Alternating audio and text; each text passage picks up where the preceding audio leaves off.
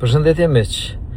Në 5 vitet e fundit, a keni dëgjuar në për studio televizive që ndonjëri prej këtyre gazetarëve, analistëve të drejtoj gishtin e përgjegjësisë për krejt ato se çka ka ndodhur në veriun e Kosovës dhe të Mitrovicës për më shumë se 20 vite.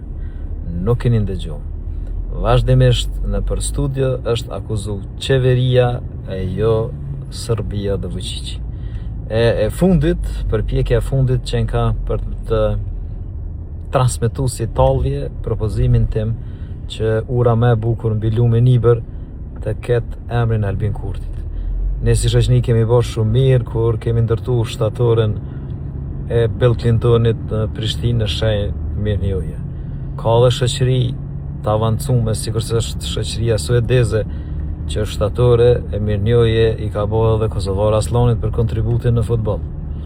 E për gjithë këto veprime në veri, ku sot qytetarët shqiptar nga periudha kur vriteshin e dëboheshin janë rikthyer në pronat e tyre dhe banesat e tyre, e po ndërtojnë e po hapin biznese ku nuk funksionon dinari Serbisë, ku s'ka institucione paralele, ku s'ka targat Serbisë, ku institucionet e Republikës Kosovës janë shtrirë në çdo cep të territorit të Republikës, ku ujmani menaxhohet nga autoritetet e Kosovës, ku nuk ka kontraband, ku nuk ka krim, e qytetarët lëvizin lirshëm.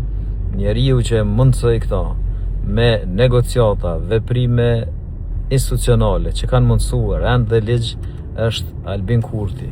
E kjo ka kulmu edhe me rezultatet shumë pozitive të ndërtimit të urave që mundsojnë qarkullimin e lirë. Andaj gjithë këtyre që po bëjmë përpjekjet e fundit për të përqesh ose bullizu përpjekjen ose propozimin që një ura më e bukur mbi lumin Iber të ketë emrin Albin Kurtit, jam prej përpjekjeve të fundit para të dielës së 28 dhjetorit, kur qytetarët e Republikës, bashkë edhe me prezencën e Mërgatës, kanë me i dhonë një fitore plebiscitare kryeministit tonë. Faleminderit.